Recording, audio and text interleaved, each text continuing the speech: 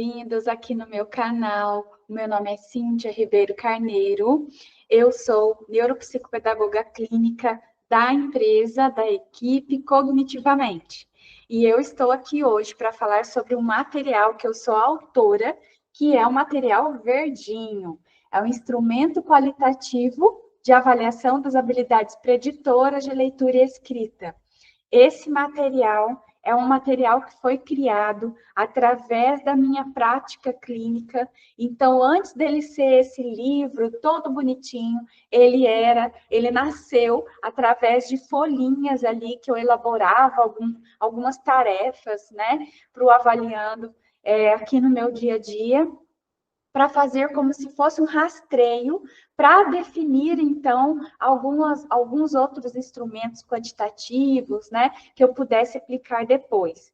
Mas esse material também nasceu com o intuito de que outros profissionais pudessem utilizar. Então, ele é recomendado para ser utilizado em escolas, nas clínicas, ele pode ser utilizado por professores, psicopedagogos, neuropsicopedagogos, fonoaudiólogos. Então, vamos lá. E o nosso objetivo de hoje é conversar um pouquinho, eu vou explicar um pouquinho para vocês sobre esse material. Então, ele é um instrumento que foi elaborado com o objetivo de auxiliar em uma avaliação qualitativa dos principais pré-requisitos para a alfabetização, mas ele não contempla todos os pré-requisitos. Então, ele visa fornecer um rastreio dessas possíveis dificuldades, sendo aconselhável unir os resultados deste com os resultados de outros instrumentos também, tá? Que sejam qualitativos ou que sejam quantitativos. Então, vamos lá. A primeira habilidade que a gente tem aqui nesse material é sobre o conhecimento do alfabeto, tá? Então, vocês podem observar que, mesmo na primeira edição, ou agora na segunda edição, eu mexi um item aqui, mas ele basicamente vai ter essa tabela aqui, né? De conhecimento do alfabeto. Por quê? Dentro da habilidade maior de conhecimento do alfabeto, nós vamos avaliar subhabilidades, subitens, né? Então, eu vou explicar para vocês cada uma dessas habilidades. Por quê? Não, tem diferença entre elas. E tem algumas dicas e algumas observações muito importantes que eu preciso fazer para vocês terem as suas considerações, as suas análises também, principalmente na hora de aplicar o material. Então, primeira delas, vamos falar sobre a nomeação. O que é nomear? Nomear é quando eu tenho, né? Eu tenho ali uma imagem ou um símbolo e eu vou buscar lá na minha gavetinha, onde estão guardados ali todos os nomes de todas as coisas, e eu vou ter que falar, ou seja, eu vou ter que dar uma resposta. Então, isso é nomear, tá? Então, eu tenho um símbolo, ou seja, eu tenho uma entrada visual, que é a letra, e eu vou dar um retorno fonológico, auditivo, tá bom? Então, isso é nomear. O que é importante neste momento? Aqui, até eu deixei já, vocês podem observar na tabela do material de vocês, eu deixei o material fora, o alfabeto fora da ordem. Por quê? Não é interessante que vocês tenham ali algum alfabeto já na ordem certinha e vocês só vão pedir, eu vou mostrar a letra e você vai falar o nome da letra para mim. Porque a gente pode correr o risco daquela criança saber a ordem do alfabeto de cor, de memória, mas quando você mostra fora da ordem, ela não sabe, tá? E o que é interessante para a gente enquanto avaliador, seja professor, seja profissional da educação, seja profissional da aprendizagem, o que é importante? A gente saber a gente assegurar se ele sabe nomear o alfabeto fora da ordem, porque isso sim é saber, tá? Então, aqui eu deixei uma ordem como uma sugestão para vocês, né, de como colocar aqui. Você pode oferecer um grupo de letras, né? Você pode oferecer uma letra de cada vez e pedir para nomear, tá? não tem problema, mas o importante é que não esteja na ordem convencional do alfabeto. E o importante é que nesse momento seja feita realmente a nomeação e sem dicas também, tá? Por exemplo, falar se o comecinho do sonzinho da letra, isso já é uma dica e daí não vale na nossa avaliação, tá bom? Reconhecimento. O reconhecimento, ele é diferente, tá? Então, você vai dispor ali, assim como está na foto, você vai dispor ali vários símbolos, ou seja, várias letras na mesa, tá? E ele vai ter, então, o que ele vai ter? Você vai falar para ele, por exemplo, você vai falar B. E entre aqueles vários símbolos, a criança ou adolescente, vai reconhecer o símbolo que você falou dentro de vários outros símbolos ali, gráficos, né? Então, nessa hora, a gente mudou um pouquinho. A entrada vai ser auditiva, fonológica. Por exemplo, você vai falar para ele B e ele vai buscar entre vários símbolos visuais ali a letra B. Tá? Então, vai ser diferente. Então, a nomeação não é igual ao reconhecimento. Ele vai reconhecer esse símbolo. Também, a sugestão é que siga uma ordem aleatória do alfabeto, tá? Agora, os sons das letras. Pode ser que você que tenha um material na primeira edição, você não tenha esse item, porque eu acrescentei agora na segunda edição, tá? Como que funciona, então, os sons das letras? Você vai também mostrar para ele um símbolo, ou seja, você vai mostrar a letra e ele tem que falar para você o som daquela letra. Não vale falar nessa hora o nome da letra. Então, por exemplo, se você mostrou, né, igual as vogais, são mais fáceis porque o mesmo nome é o mesmo som. Mas fora as vogais, as outras letras, cada uma vai ter seu som e cada uma vai ter seu nome, né? Diferente do som. Um pouco parecido, mas diferente do som. Então, por exemplo, quando você mostrar o V, ele tem que fazer o sonzinho do V, que é, tá? Não vale se ele falar V. Se ele falar V, é o nome da letra, tá? Então, não é considerado como certo. Então, nessa hora, você vai avaliar se ele sabe os sons das letras. E por que que isso é importante? Porque vai direcionar a sua intervenção, tá? Agora, ainda dentro do conhecimento do alfabeto, a gente vai ter aí a memória visual das letras, que é a grafia das letras. É essa parte motora também, né? Não só essa memória visual, se ele lembra o símbolo, mas se ele consegue grafar esse símbolo. Então, olha só quanta coisa importante que você vai observar nessa hora. Porque, às vezes, ele lembra do Z, por exemplo, mas na hora de grafar, ele vai grafar espelhado. Né? E por que que ele vai fazer isso? Será que é só essa letra que ele vai espelhar? Será que está dentro da idade que ele apresenta ali? Está dentro da idade? É comum para a idade dele ele espelhar, né? Então, a gente tem, enquanto avaliador, que pensar nessas questões, tá? Então, vamos lá. E o que é importante também a gente saber da memória visual das letras? Também não oferecer, não colocar, não falar o alfabeto na ordem convencional.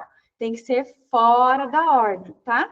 Eu já percebi que muitas pessoas me relatam que eles falam assim para a criança: você sabe o alfabeto? Você sabe escrever o alfabeto? Então pode escrever aí. Né? E a criança fica tentando lembrar o A, o B, o C. Não, o importante nesse momento é você falar a letra. Escreve para mim, então, como que é o B? Como que é o T?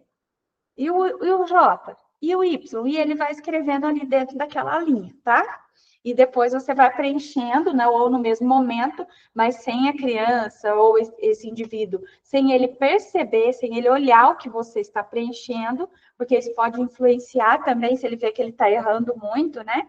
Então, não é legal fazer isso, mas o importante é você fazer sempre fora da ordem do alfabeto. Aí a gente vai falar um pouquinho de outra habilidade que a gente vai avaliar nesse material, que é a habilidade de consciência fonológica, né? Que é uma habilidade, um pré-requisito muito importante para a alfabetização. A gente já sabe disso. Nesse meu material, a gente vai abordar bastante subitens aqui, mas mesmo assim é um rastreio, né? Então, se você percebeu que dentro da subhabilidade de consciência fonológica, ele apresentou lá no mapa de desempenho, ele apresentou um desempenho ruim, então você já sabe que você vai ter que intervir com atividades que estimulem a consciência fonológica, tá? Mas mesmo assim, se você é profissional da clínica, você já sabe que é um alerta para você aplicar material quantitativo e para você ir seguindo aquela linha, ter um raciocínio clínico melhor, tá bom?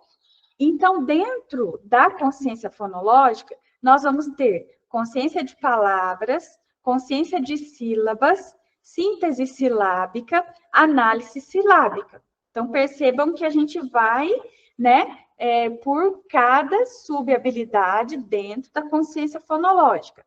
E nós vamos também através de subhabilidades suprafonêmicas que, segundo os estudos, as evidências científicas têm mostrado que essas subhabilidades aqui, elas são mais fáceis de serem adquiridas, de serem alcançadas, né? Então, a gente ainda vai ter a manipulação silábica, a literação, a rima, depois a gente vai ter habilidades fonêmicas, que são habilidades mais difíceis, um pouco mais demoradas para se alcançar. Então, nessas habilidades, a gente vai ter a prova de síntese fonêmica e análise fonêmica, tá? Então, funciona de uma maneira bem básica aqui. Aqui eu já deixo para vocês uma sugestão, né, de um comando que você pode fazer para o seu avaliando aí. Então, por exemplo, em consciência de palavras, eu vou falar duas coisas e você vai me dizer qual é a palavra. Somente uma é palavra. Então, você vai falar, vamos treinar? Então, L, sapato. Qual dessas é palavra? Tá? Então, você tem que dar um espacinho, né? Se você juntar, se você aglutinar no jeito de falar, para aquele avaliando também vai ficar difícil identificar o que é a palavra, né? Então, a gente tem que falar uma coisa, falar outra, dando espacinho, nesse sentido, tá? Mas, por exemplo, quando eu quero que ele divida em sílabas, daí eu não vou falar a palavra em pedacinhos, né? Eu vou falar a palavra completa, tá? Mas vai ter um treino antes. Então, você pode propor para ele, vamos treinar? Se você viu que ainda está difícil para ele, até dá para fazer mais um treino, né? E depois já ir para as palavrinhas aqui da prova mesmo, tá bom? Mas eu coloquei treinos aqui para poder fazer, né? Então, vamos lá, né? Depois a gente vai ter a rima, depois nós vamos ter a rima aqui, a gente já está falando aqui na discriminação. Então, por exemplo, avião. Qual que rima com avião? Balão ou chave?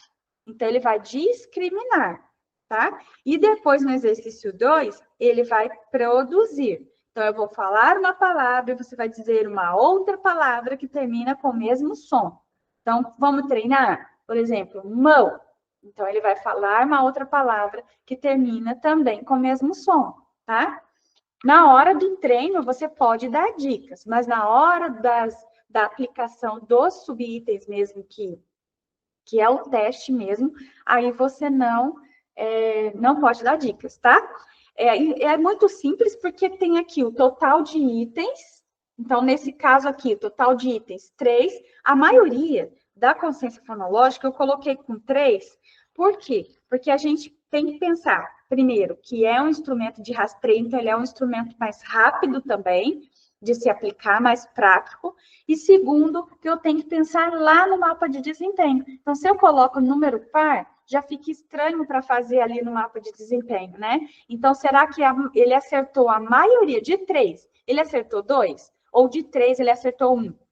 Né? Olha só, tem diferença, né? Então, se ele acertou 1, é uma coisa que eu preciso ficar em alerta, que eu vou ter que aplicar outros testes, ou então, se eu estou em sala de aula, eu sei que eu vou ter que estimular essas habilidades. Bom, então, por isso que propositalmente eu deixei com 3. E aí nós vamos falar, enfim, então, da leitura, né? Então, nessa leitura, eu coloquei aqui algumas palavras. Vamos supor, na leitura de palavras, nós vamos ter 24 itens. Tanto na primeira edição como na segunda edição, eu não mexi nesses itens aqui.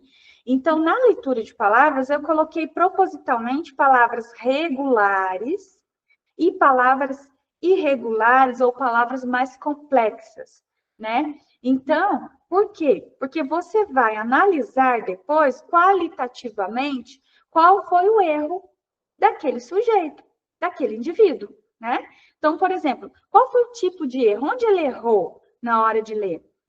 Nas palavras regulares, ele leu com maior precisão, com maior fluência, mas quando eu cheguei, por exemplo, aqui na palavra exame, que o X vai ter som de Z, ou seja, ela é uma palavra irregular, o que aconteceu? Ele apresentou um erro, porque ele leu como exame, ou seja, ele usou a rota fonológica, né? Então, essa análise qualitativa, durante toda a aplicação do material, ela é muito importante. Então, não é só eu perceber que de 24, ele acertou só 10, tá? 10 é um número muito importante quando eu preciso colocar numa balança e comparar aqui o quanto ele acertou, o quanto ele errou. É um quantitativo importante para mim. Mas a análise qualitativa é super importante e os dois se complementam. Por quê? Porque eu vou ter que perceber qualitativamente qual é a dificuldade dele e qual é a facilidade dele, tá? Para eu partir na intervenção, seja em escola, seja na clínica, para eu partir da facilidade para a dificuldade. Porque se eu vou, de repente, direto na dificuldade, nossa, isso aqui está muito difícil para mim, eu não sei isso aqui. Se eu pego, eu percebi que ele tem dificuldade na palavra exame, que é X com som de Z. Se eu elaboro várias palavras para ele ler de X com som de Z, talvez não ajude muito, né? Mas se eu for começar com ele através de palavras que ele já sabe, que ele já conhece, e for implementando o fonema irregular, explicando quando tem algum porquê, alguma regrinha, aí vai ficar mais fácil para ele compreender, memorizar e gravar nessa memória visual ortográfica, que é o que a gente precisa. Para ele utilizar a rota lexical, que é a rota mais fluente, mais eficiente, a gente precisa que ele tenha aquela memória no léxico mental ortográfico, tá? Então, voltando, a análise qualitativa de todos os subitens deste material é muito importante. Aí a gente vai para a leitura de pseudopalavras. E por que eu fiz questão de colocar leitura de pseudopalavras? Porque quando você lê palavras que não existem, você utiliza e via de regra, você utiliza a rota fonológica. E nesse momento a gente está precisando ver como que está essa rota fonológica. Ou seja, como que está essa conversão de grafema, fonema. Então, eu vou transformar uma letra em um som. Então, eu vou fazer essa conversão mais pausada, mais silabada, talvez com retroalimentação, né? Ou seja, fazendo uma leitura em voz alta, e nesse caso vai ter que ler em voz alta mesmo, para você ver se acertou ou errou, né? Então, a leitura tem que ser em voz alta mesmo, tá? E leitura e compreensão de frases. Por quê? Nessa hora, tudo que tem a ver aqui com compreensão, né? Então, a gente vai ver aqui que tem compreensão de texto também. O objetivo principal desse material não é avaliar a compreensão leitora, não é. Mas avaliar o quanto aquela leitura dele está sendo eficiente. Quando ele lê frase, até que está sendo eficiente, porque as frases normalmente são mais curtas. Então, ele consegue ler aquela frase e compreender. Mas quando ele lê texto, a leitura não está sendo eficiente. O porquê será? Será que ele está silabando? Será que não está fluente? Será que é a atenção no momento da leitura, a memória de trabalho que está né, processando aquelas informações, aquelas mudanças que acontecem no texto e não estão dando conta? Então, o objetivo do material não é a avaliação da compreensão leitora em si, mas a avaliação do quanto a leitura está sendo eficiente para ele nesse momento. Porque se estiver sendo eficiente, ok, nós não precisamos intervir na leitura, né? Lógico que juntamente com outros materiais quantitativos, igual eu já expliquei para vocês, tá bom? Uma coisa super importante que eu tenho que falar e não posso me esquecer. No material, na segunda edição desse material aqui, os textos são textos meus mesmo, que eu coloquei aqui, tá? Porque na primeira edição eu coloquei sugestões de textos de algum site, né? Que eu até utilizava na época. Mas agora eu tenho alguns textos que eu faço também, que eu produzo também, até porque para o meu dia a dia aqui na clínica, então eu coloquei no material. Outra coisa super legal que a gente fez também foi o seguinte: você vai poder escolher o tipo de texto que você vai dar para o seu avaliando, tá? Então, nós temos o texto de letra de imprensa normal e nós temos o texto de letra bastão, tá? Porque em uma avaliação prévia, qualitativa, você já observou. Se ele tiver muitas dificuldades e muitas trocas com a letra de imprensa comum, você pode dar ainda, porque ele ainda não fez aquela conversão que precisa fazer, né? Então, tem que ter uma mudança cerebral ali para ele reconhecer essa letra de imprensa normal. Então, você pode utilizar nesse momento a letra bastão, fazer a análise qualitativa, porque isso é muito importante, né? E é importante que você fazer a análise qualitativa e você pensar também que não foi o tipo de letra que foi um obstáculo ali, tá? Não foi isso, não foi o tipo de letra que foi um obstáculo, né? Mas sim a própria leitura dele, porque se você colocar uma letra que ele já é um obstáculo para ele, você fica em dúvida. Será que foi a rota de leitura que ele usou que está meio trabalhosa, complicada, em prejuízo? Ou será que foi por conta da letra, do tipo de letra, né? Então, vamos lá. Não tem como objetivo, já falei para vocês, né, avaliar a compreensão leitora, mas sim se a leitura está sendo uma habilidade funcional. Agora, nós vamos para a escrita.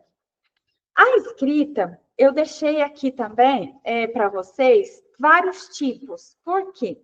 Porque nós precisamos pensar que escrita de palavras ouvidas é diferente, por exemplo, de escrita de palavras copiadas. E em cada uma desses é um momento de escrita, certo? Só que eu vou avaliar coisas diferentes, né? Por exemplo, escrita de palavras ouvidas, você vai apenas ditar e ele vai pegar aquela informação fonológica e transformar no grafema, certo? Considerando as regras, considerando o que ele lembra de regras e tudo mais, tá? Agora, quando é escrita de palavras copiadas, ele já tem a palavra pronta ali. E ele você vai analisar nessa hora essa coordenação olho-mão, o tempo de escrita, essa velocidade dele de escrita, a atenção dele enquanto copia a palavra, ou ele quer falar de outras coisas, ele quer contar uma coisa diferente, né? E não está prestando atenção ali no que está copiando. Então, por isso que eu deixo sempre essa sugestão, tá bom? E escrita de pseudo-palavras ouvidas. Do mesmo modo, lá na leitura, eu vou utilizar a rota fonológica para poder fazer a conversão do grafema em um fonema. Aqui na escrita é o contrário. Eu vou fazer a conversão de um fonema para o grafema, certo? Só que é de uma palavra nunca vista. Então, por isso que é importante, porque eu não tenho essa palavra na minha memória visual, tá? Eu não tenho, porque é uma palavra que eu nunca ouvi. E nessa hora é importante você fazer análises qualitativas, porque às vezes você vai digitar uma palavra que não existe, ele vai transformar, ou ele vai perguntar de novo o que, que é, ou ele vai entender que é uma palavra que existe. E isso é muito comum, tá? Ele vai entender. E será que é só nesse momento? Será que em outros momentos também você fala uma coisa e ele também entende outras coisas parecidas, né? Então, isso é muito importante e faz parte da análise qualitativa, faz parte do nosso raciocínio clínico. Escrita de frases ouvidas, né? Então, você vai falar ali a frase para ele e ele vai escrever. Nessa hora, você vai observar se tem aglutinação, se ele escreve com erros ortográficos, se ele esqueceu, né? Se você ditou a frase, eu aconselho vocês, ditou a frase, dita só mais uma vez se ele precisar. Tá? Aí, se ele falar de novo que não lembra, você fala assim, então escreve o que você lembra. Porque aí você já vai fazer a análise qualitativa, tá? Porque aí tem a ver com o quê? Com a atenção e com a memória fonológica, tá? Pode ter a ver com os dois juntos, pode ter a ver só com a atenção, mas a memória fonológica estava ok, mas como ele não teve atenção, a memória fonológica falhou, né? Ou pode ter a ver, ele teve atenção, mas a memória fonológica que realmente falhou, ou vice-versa. Mas isso durante a sua avaliação, ou assim, durante o decorrer da sua avaliação, são coisas que você precisa estar atento para observar, né? Mas aqui, na escrita de textos, né, que é o próximo, eu deixei aqui também várias sugestões do que você considerar como certo, para você ter um parâmetro, né? Porque o texto ele vai ficar um pouquinho mais difícil para corrigir, porque você precisa ter um parâmetro. Então, foi por isso, pensando nisso, que eu deixei algumas sugestões aqui para você seguir, para você não ficar assim, será que eu considero só a coerência? Ele teve coerência, a história foi boa, teve começo, meio e fim, mas ele escreveu tudo errado, ele não considerou parágrafos, ele não tem ideia de como que estrutura um texto, né? Então, para não ficar assim, será que isso é importante? Será que isso não é? Eu já coloquei algumas diretrizes aqui para vocês, tá? Principalmente como análise qualitativa, tá bom? E em todo o material, inclusive esse mapa de desempenho que está aí no slide, ele é o mapa de desempenho da primeira edição. Na segunda edição, eu mudei um detalhezinhos, né? Que foi esse detalhezinho aqui da cor. Então, onde está escrito A, B, C, ali na primeira edição, aqui na segunda eu coloquei a cor já, ao invés de colocar A, B e C, para ficar mais fácil, tá bom? Então, quando você for colocando ali o total de acertos nos subitens e dentro da habilidade geral, tá? Isso é muito importante fazer também. Então, onde tem a linha cinza, que está escrito da habilidade geral, por exemplo, conhecimento do alfabeto. Então, lá no conhecimento do alfabeto, contando todos os subitens, por exemplo, eu tive ali 60 subitens, mas é um exemplo, tá? 60. Então, de 60, quanto que ele acertou? Tá? O total de acertos foi qual? Tá bom? Então, é muito importante também vocês conseguirem fazer do subitem. Do item, né?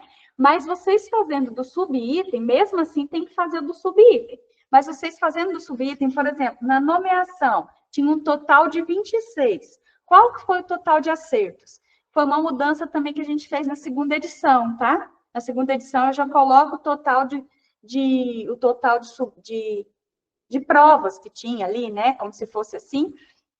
E aqui você já coloca o total de acertos para você já decidir se você vai pintar o quadradinho ali de laranja, ou de amarelo, ou de verde. São cores sugestivas, tá? Mas quando você olhar um mapa no geral, você vai bater o olho, você vai conseguir visualmente identificar o que ele precisa mais de intervenção. Onde ele precisa mais de intervenção, tá bom? Isso ajuda muito, muito, muito. Isso direciona muito a nossa intervenção, seja a intervenção em sala de aula, seja em intervenção na clínica também, principalmente, tá bom? Dúvidas, comentários, deixe aqui abaixo suas dúvidas.